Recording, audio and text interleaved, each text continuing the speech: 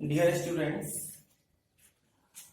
हमने जान लिया है कि हम इंटरेस्ट ऑन कैपिटल कैसे निकालना सीखते हैं और इंटरेस्ट ऑन कैपिटल के हमने कुछ क्वेश्चन भी कर लिए थे।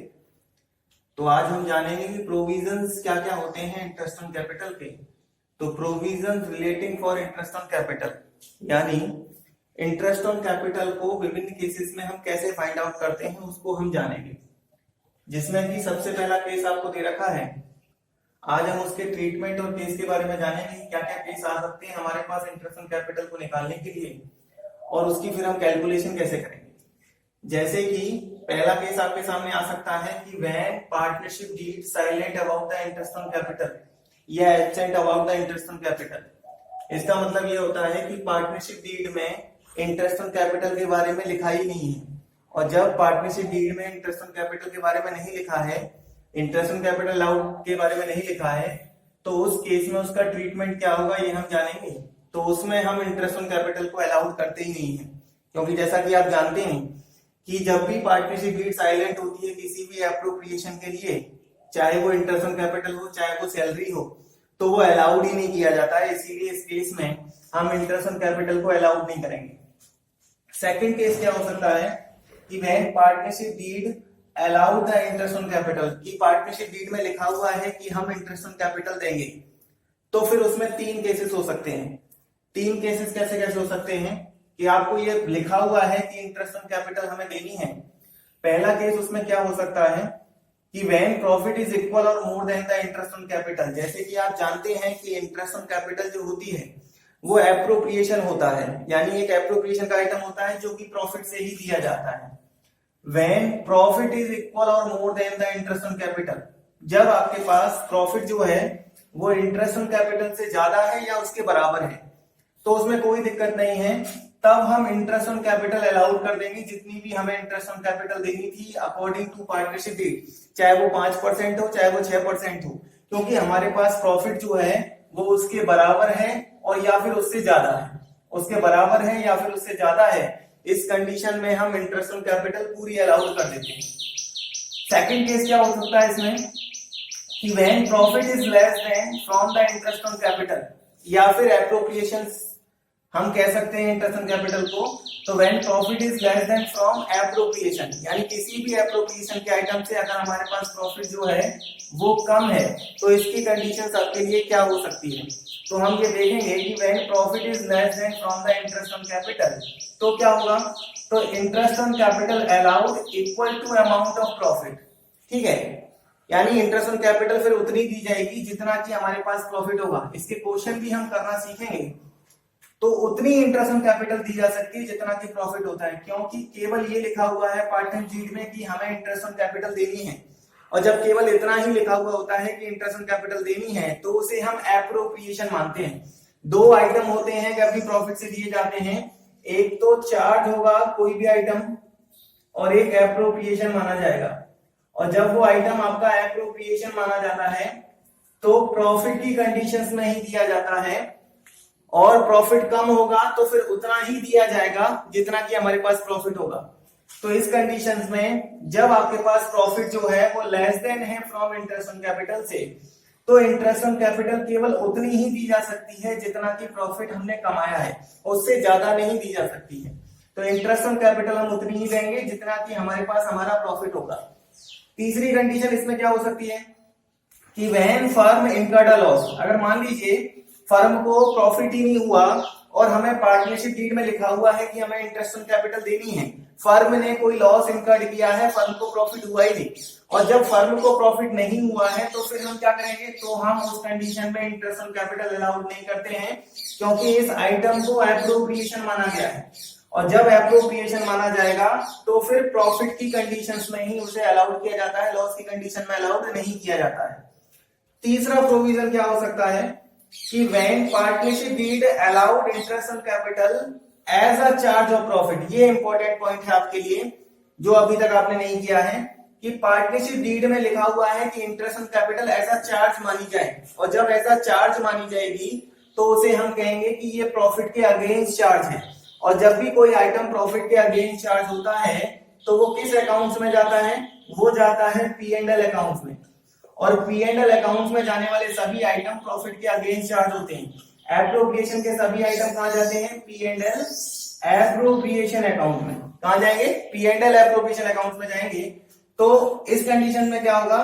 इस कंडीशन में जब आप ये देखेंगे कि प्रॉफिट के अगेंस्ट चार्ज आपसे कहा गया है इंटरेस्ट ऑन कैपिटल के लिए, तो इस दोनों ही कंडीशन में, चाहे आपके पास फर्म को प्रॉफिट हो जाए चाहे फर्म को लॉस हो जाए, दोनों ही कंडीशंस में आपको इंटरेस्ट ऑन कैपिटल देनी है। चार्ज की कंडीशन में तो प्रॉफिट हो तो भी देनी है, प्रॉफिट इंटरेस्ट ऑन कैपिटल से कम है तो भी देनी है आपको, और अगर फर्म को लॉस हो जाता है तो भी देनी है इंटरेस्ट ऑन कैपिटल। ये 3 ट्रीटमेंट है आपके लिए जब provision related to interest on capital है।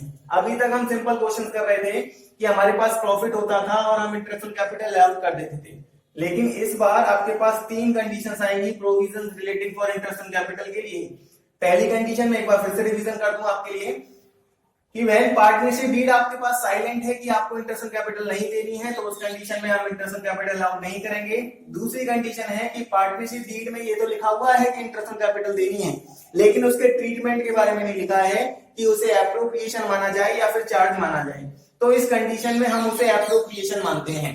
तीसरी कंडीशन हो सकती है कि उसने पार्टनरशिप डीड में ये लिखा हुआ है कि इंटरेस्ट ऑन कैपिटल आपको देनी है और उसके ट्रीटमेंट के बारे में भी लिखा हुआ है कि उसे एज अ चार्ज माना जाए। जैसा कि आप जानते हैं 2 प्रकार के आइटम होते हैं कि वो या तो प्रॉफिट के अगेंस्ट चार्ज होंगे या प्रॉफिट के एप्रोप्रिएशन होंगे। अगर इंटरेस्ट ऑन कैपिटल को एप्रोप्रिएशन माना जाता है तो फिर अगर प्रॉफिट ज्यादा है तो हम दे ही सकते हैं, और उसके बराबर है, इक्वल है, तो हम दे ही सकते हैं। लेकिन कंडीशंस ये आ जाती हैं कि अगर प्रॉफिट उससे कम है, प्रॉफिट जो है वो आपका इंटरेस्ट ऑन कैपिटल से कम है सेकंड केस में, तो फिर हम उतनी ही इंटरेस्ट ऑन कैपिटल दे सकते हैं जितना कि हमारे पास प्रॉफिट होता है, जितना कि हमारे पास प्रॉफिट होता है। तीसरी कंडीशन, अगर एप्रोप्रिएशन माना है और फर्म को लॉस हो जाता है तो उस कंडीशन में इंटरेस्ट ऑन कैपिटल अलाउड नहीं की जाती है। नेक्स्ट है अगर ऐसा चार्ज माना जाए। चार्ज की कंडीशन में तो चाहे कुछ भी हो जाए आपको इंटरेस्ट ऑन कैपिटल देनी ही है, चाहे फर्म को लॉस हो रहा हो, चाहे आपको फर्म को प्रॉफिट हो रहा हो, चाहे प्रॉफिट कम हो रहा हो, उस तीनों ही कंडीशंस में हमें इंटरेस्ट ऑन कैपिटल अलाउड करनी ही है। इससे रिलेटेड एक एग्जांपल आपके सामने मैंने रखा है जिससे कि आपको ये समझ में आ जाए कि आप क्या कंडीशंस में क्या क्या करेंगे और कैसे आप एप्रोप्रिएशन उसका करेंगे। तो सबसे पहले आपको देखना है, मैंने एक एग्जांपल बनाया है शॉर्ट में। A and B are partners हैं, 2 पार्टनर्स हैं, उनकी कैपिटल आपको दे रखी है 2 लाख और 4 लाख रुपए। इंटरेस्ट ऑन कैपिटल आपको अलाउड करना है 6% पर एनम का। शो करना है डिस्ट्रीब्यूशन ऑफ प्रॉफिट, हम कैसे प्रॉफिट को बांटेंगे। केस 1 आपके सामने है कि profit earn by the firm, profit जो अर्न किया है फर्म ने वो 30,000 रुपए का है। तो सबसे पहले हमें डिस्ट्रीब्यूशन करने के लिए P and L appropriation account बनाना पड़ता है। तो पहले केस में मैं आपके सामने P and L appropriation account बनाकर दिखा रहा हूं कि P and L appropriation account आप कैसे बनाएंगे। आप देखिए P and L appropriation account हम कैसे बनाएंगे और इंटरेस्ट ऑन कैपिटल हम कैसे देंगे।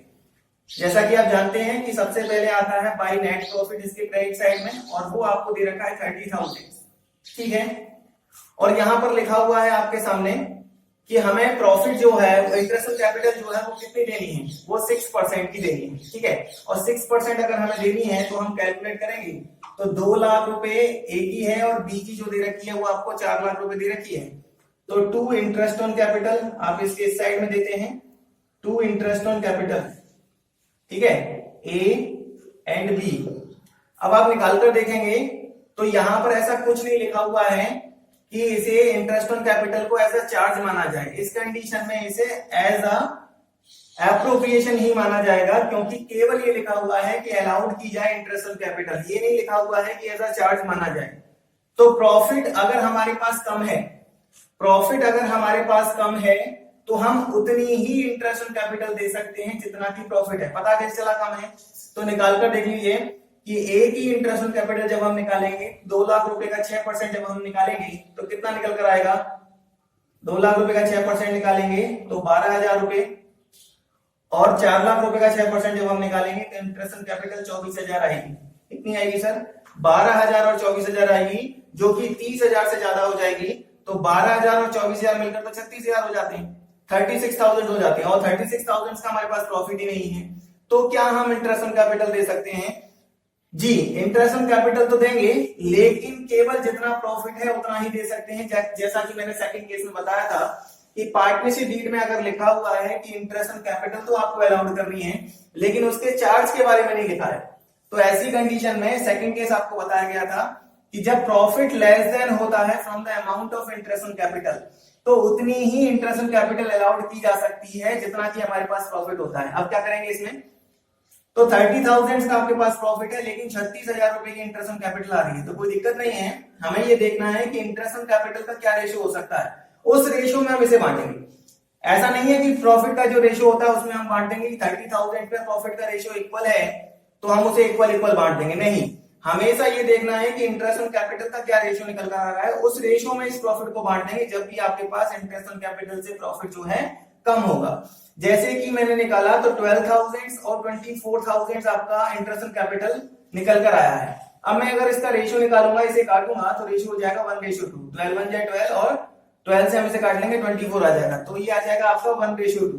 अब आप 30,000 को जब 1:2 में बांट देंगे तो आप देखेंगे कि 10,000 आ जाएगा और 20,000 आ जाएगा और ये 30,000, तो हमने उतना ही इंटरेस्ट ऑन कैपिटल दिया है जितना कि हमारे पास प्रॉफिट है, उतना ही इंटरेस्ट ऑन कैपिटल आउट किया जितना कि हमारे पास प्रॉफिट है। ये सेकंड केस में और सेकंड वाला आपका पॉइंट है।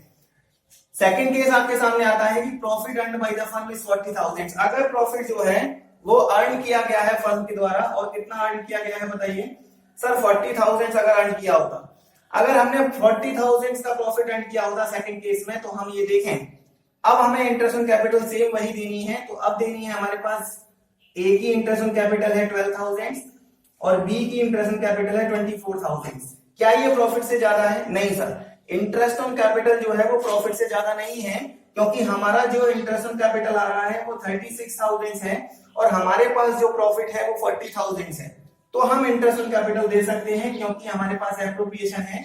बाकी का क्या करते हैं, तो आपको पता है कि 40,000 टोटल लिखेंगे, 40,000 टोटल लिखेंगे और जो अमाउंट बचेगा 4,000 रुपीज, ये प्रॉफिट का शेयर होता है जो इनके प्रॉफिटिंग शेयरिंग रेशियो में बांट दिया जाता है। और अगर प्रॉफिटिंग शेयरिंग रेशियो आपको नहीं दे रखा है तो हम उसे क्या करते हैं, इक्वल रेशियो में बांट देते हैं। ए और बी में इक्वल रेशियो में बांटेंगे तो 2,000 और 2,000 ये बांट दिया जाएगा, 2,000 और 2,000 बाकी का बांट दिया गया। ये सेकंड केस आपके सामने है, जब आपके पास प्रॉफिट जो है वो एप्रोप्रिएशन से ज्यादा हो। तो इस कंडीशन के तो क्वेश्चन आप कर भी चुके हैं, इसमें कोई दिक्कत नहीं होने वाली है आपको। लेकिन सेकंड केस आपको, थर्ड केस आपके सामने है कि फर्म इनकर्ड अ लॉस। अगर फर्म को लॉस हो जाए 10,000 तो क्या होगा, तो आपको पता है सेकंड थर्ड केस के बारे में कि फर्म को अगर लॉस इनकर्ड हो जाता है और अगर इंटरेस्ट ऑन कैपिटल आपकी एप्रोप्रिएशन मानी गई है, चार्ज नहीं मानी गई है, एप्रोप्रिएशन मानी गई है, तो उस कंडीशंस में आप इंटरेस्ट ऑन कैपिटल अलाउड नहीं करते हैं। उस कंडीशन में आप इंटरेस्ट ऑन कैपिटल अलाउड नहीं करते हैं। उस कंडीशन में क्या होगा सर, वो भी बता दीजिए। ठीक है, इस कंडीशन में हम आपके सामने वो रख देते हैं कि आप क्या करेंगे इस कंडीशन में। तो अब आपके सामने लॉस है, तो लॉस के लिए P and L appropriation account बनाने की आपको जरूरत नहीं है, डायरेक्ट आप पी एंड एल अकाउंट बनाइए और पी एंड एल अकाउंट से ही इसे आप बांट सकते हैं। पी एंड एल अकाउंट हम बनाते हैं और पी एंड एल अकाउंट में ही आप लॉस को बांट सकते हैं, पी एंड एल अकाउंट में ही बांट देंगे। जैसे कि लॉस आपको दे रखा है 10,000 रुपीज, तो आप कहां लिखेंगे लॉस को, यहां लिखेंगे, यहां लिखेंगे। आप समझ सकते हैं प्रॉफिट होता है तो इस साइड का टोटल ज्यादा होता है, लॉस होता है तो इस साइड का टोटल ज्यादा होता है, इसीलिए हम टू नेट लॉस यहां पर लिख देते हैं। और वो अमाउंट आपका कितना दे रखा है सर, 10,000 रुपीज का अमाउंट हमें दे रखा है, तो 10,000 रुपीज का लॉस आ जाएगा आपके सामने। और इंटरेस्ट ऑन कैपिटल देनी है सर, नहीं, इंटरेस्ट ऑन कैपिटल तो हमें नहीं देनी है। अब 10,000 रुपीज हम बांटेंगे एज अ लॉस का ही बांट देंगे, और जब रेशियो आपको नहीं दे रखा है तो हम इक्वल मान लेते हैं, तो भाई लॉस जो है वो ट्रांसफर हो जाएगा in their capital account, in their capital account A and B हम बांट देंगे। तो इक्वल बांटेंगे तो आप समझ सकते हैं कि सर 5,000 और 5,000 इक्वल बांट दिया गया है, 10,000 रुपीज आ जाएगा। इसके बाद थर्ड केसेस हो सकता है आपके सामने कि इंटरेस्ट ऑन कैपिटल को एज अ चार्ज माना जाए। अगर इंटरेस्ट ऑन कैपिटल को एज अ चार्ज माना जाए तो वो क्वेश्चंस में लिख कर देगा कि interest on capital as a charge. ठीक है, इंटरेस्ट ऑन कैपिटल जो होगी वो कैसे होगी, इंटरेस्ट ऑन कैपिटल क्या होगी, चार्ज मानी जाएगी। और जब इंटरेस्ट ऑन कैपिटल चार्ज मानी जाए आपके लिए तो क्या ट्रीटमेंट उसके होते हैं। ठीक है, चार्ज लिखने के वो कई मेथड बना देता है, तो चार्ज अगर उसने लिख दिया है इंटरेस्ट ऑन कैपिटल को, तो आप क्या ट्रीटमेंट करेंगे?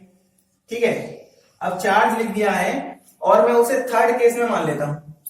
ठीक है, एज अ चार्ज लिख दिया है और उसमें थर्ड केस में, वैसे तो तीनों केस में हो सकता है, लेकिन वीडियो थोड़ा ज्यादा लंबा हो जाएगा, इसके बाद दूसरे वीडियो में इसको बता देंगे। तो इसीलिए अगर एज अ चार्ज माना जाता है, ठीक है, एज अ चार्ज माना जाता है और फर्म को लॉस होता है, तो क्या होगा? तो कोई दिक्कत नहीं है, आप P&L एप्रोप्रिएशन अकाउंट बनाइए, P&L एप्रोप्रिएशन अकाउंट, ठीक है, या फिर आप P&L अकाउंट भी बना सकते हैं, P&L अकाउंट में भी इसे दिखा सकते हैं। तो मैं अभी P&L अकाउंट में आपको दिखा देता हूं कि सर हमें नेट लॉस हुआ था, और नेट लॉस जो हुआ था वो हुआ था 10,000 रुपीज का, और सर हमें इंटरेस्ट ऑन कैपिटल जो देनी है वो फिर से 12,000 और 24,000 ही है, जो कि 6% देनी है, और एज अ चार्ज उसको लिख दिया गया है। तो मैंने आपको बताया, चाहे फर्म को प्रॉफिट हो, चाहे फर्म को लॉस हो, चाहे फर्म के लिए कम ही प्रॉफिट हो, लेकिन इंटरेस्ट ऑन कैपिटल अलाउड की जाएगी। तो हम इंटरेस्ट ऑन कैपिटल अलाउड करेंगे, चाहे हमें लॉस ही क्यों ना हो। ए का इंटरेस्ट ऑन कैपिटल जब हम अलाउड करेंगे तो वो 12,000 है, और बी का हम इंटरेस्ट ऑन कैपिटल अलाउड करेंगे तो वो 24,000 है, टोटल मिलाकर 36,000। अब हम टोटल लगा लेते हैं तो ये आ जाएगा 46,000, और इस 46,000 को हम लॉस मानकर पार्टनर्स में बांट देंगे। तो बाई लॉस जो है वो ट्रांसफर हो जाएगा इन देयर कैपिटल अकाउंट ए और बी। इस 46,000 को बांट देंगे, कोई रेशियो नहीं है तो हम इक्वल मान लेते हैं, 23,000 और 23,000। तीनों केस में हो सकता है, लेकिन वीडियो थोड़ा बड़ा हो जाएगा, इसीलिए इसको समझना है। ठीक है, फिर से बता दूं कि अगर interest on capital as a charge है तो 30,000 से अगर प्रॉफिट कम भी होता तो भी कोई दिक्कत नहीं होती, हम यहाँ पर 36,000 रुपीज की इंटरेस्ट ऑन कैपिटल देते और बैलेंसेस फिगर में 6,000 रुपए का आपका लॉस आ जाता, उसे बांट देते। 40,000 में ऐसा चार्ज माना जाए कि 40,000 का प्रॉफिट है और ऐसा चार्ज मान लिया गया है, तो कोई दिक्कत ही नहीं है, क्योंकि प्रॉफिट जो है वो इंटरेस्ट ऑन कैपिटल से ज्यादा है, फिर तो वही कंडीशन जो आपने पहले किया था वही हो जाता है। तीसरी कंडीशन में मैंने आपको बता दिया कि फर्म को अगर लॉस हुआ है और हमें इंटरेस्ट ऑन कैपिटल देनी है तो भी हम देंगे, क्योंकि ऐसा चार्ज माना गया है। तो 10,000 आप लिखेंगे net loss, interest on capital आपको देनी है तो 12,000, 24,000, 36,000 की interest on capital, total loss निकल कर आ जाएगा 46,000। ठीक है, तो यहां पर हमने इंटरेस्ट ऑन कैपिटल के प्रोविजन सारे कर लिए हैं।